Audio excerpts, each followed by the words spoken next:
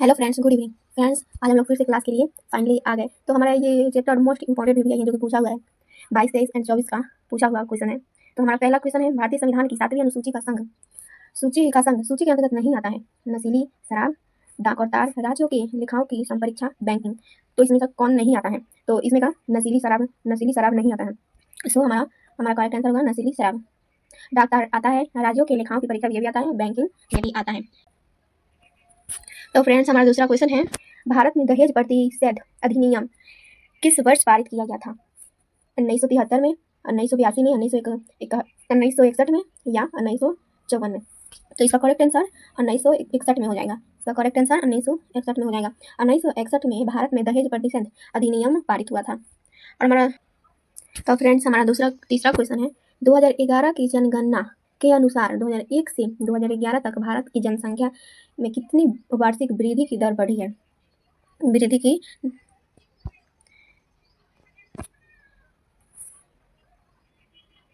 तो फ्रेंड्स, हमारा तीसरा क्वेश्चन है, 2011 की जनगणना के अनुसार 2001 से 2011 तक की जनसंख्या का वार्षिक वृद्धि का दर क्या है? 1.97%, 1.64% या 2.16% या 2.22%? तो हमारा इसका करेक्ट आंसर हो जाएगा बी। इसका करेक्ट आंसर बी होगा। हमारा अगला क्वेश्चन है, धुसका किस राज्य की सबसे लोकप्रिय खाद्य पदार्थ है? पंजाब की, झारखंड की, केरल की, आंध्र प्रदेश की? पंजाब की, झारखंड की, केरल की या आंध्र प्रदेश की? तो इसका करेक्ट आंसर बी हो जाएगा, झारखंड की धुसका लोकप्रिय खाद्य पदार्थ है। हमारा अगला क्वेश्चन है, निम्नलिखित में से ब्रांड के लिए दूसरा शब्द कौन सा है? तो हमारा क्वेश्चन है, निम्नलिखित में से ब्रांड के लिए दूसरा शब्द कौन सा है?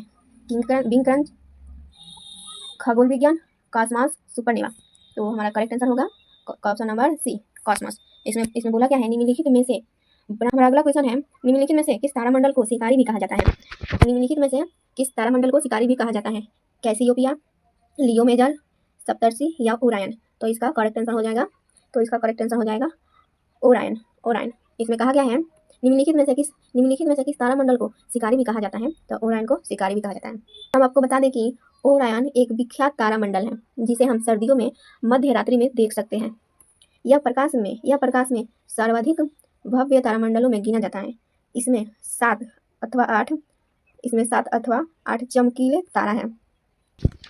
हमारा अगला क्वेश्चन है, निम्नलिखित में से किन तकनीकों यानी प्रक्रमों द्वारा उष्मा संश्लेषण हमारा अगला क्वेश्चन है, किन तरीकों यानी पराक्रमों द्वारा उष्मा स्थानांतरण के लिए किसी की आवश्यकता नहीं होती? इसमें दिया है नहीं होती। तो चलिए देखते हैं कौन सा नहीं होती। विवरण और चालन द्वारा, यानी विवरण और चालन दोनों, या संवहन, या सिर्फ चालन या सिर्फ विवरण? तो इसका करेक्ट आंसर हो जाएगा ऑप्शन नंबर डी, विवरण होगा इसका करेक्ट आंसर। इसमें कहा गया है, किन तरीकों द्वारा उष्मा स्थानांतरण के लिए किसी की आवश्यकता नहीं होती है? तो विवरण इसका आंसर होगा। हम आपको बता दें कि विवरण ऊर्जा जो किसी स्रोत से आती है और प्रकाश की गति से अतिरिक्त करती है। इसमें तरंग जैसे गुण होते हैं और इसे विद्युत चुंबकीय तरंगे कहा जाता है। बहिर्जलीय बल है। तो भूस्खलन, पवन, ज्वालामुखी, भूकंप? इसका करेक्ट आंसर हो जाएगा पवन। इसका करेक्ट आंसर पवन हो जाएगा। इसमें कहा गया, निम्नलिखित में से कौन सा एक बहिर्जनिक बल है? तो पवन। इसका करेक्ट। निम्नलिखित में से कौन सा पौधों में प्रजनन का अलैंगिक रूप नहीं है? तो बीजाणु निर्माण, मुकुलन, कायिक प्रवर्धन, परागण? तो इसका करेक्ट आंसर हो जाएगा परागण। इसका करेक्ट आंसर परागण हो जाएगा। इसमें क्या कहा गया है, कौन सा पौधों में प्रजनन का अलैंगिक रूप नहीं है कहा गया है? तो परागण अलैंगिक रूप नहीं है, ये नहीं होता है। तो इसलिए